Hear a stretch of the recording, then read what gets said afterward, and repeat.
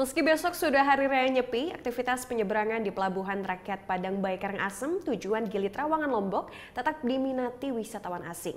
Jelang Hari Raya Nyepi, sejumlah wisatawan ini berjumlah menggunakan jalur ini mencapai 700 hingga 800 orang per hari.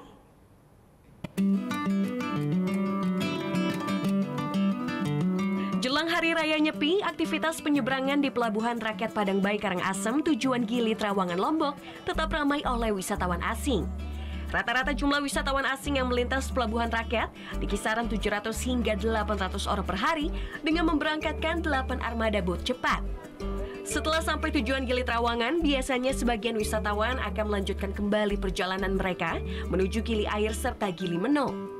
Sementara itu, untuk mengantisipasi lonjakan penumpang yang sewaktu-waktu terjadi, pihak Kesyahbadaran dan otoritas pelabuhan akan melakukan pengalihan penumpang dengan menggunakan jalur kapal feri.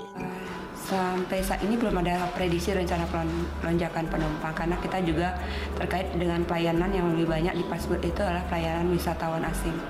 Kurang lebih sekitar 90 orang per Pasbut, ya tinggal ngalihkan aja dengan 8 trip kurang lebih. Sekitar 700-an, antara 700 sampai 800 kira-kira per hari. Saat Hari Raya Nyepi 7 Maret nanti, aktivitas operasional di Pelabuhan Rakyat Padang Bayi juga akan ditutup untuk umum. Penutupan pelabuhan dimulai pukul 3 subuh dan kembali dibuka keesokan harinya pada 8 Maret pukul 9 pagi.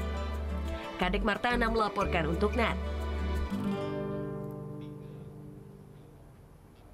Oh ya beneran. Iya, oke.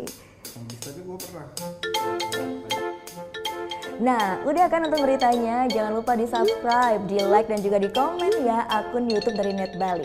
Terima kasih udah subscribe. Yang belum, jangan sampai lupa di sebelah sini nih.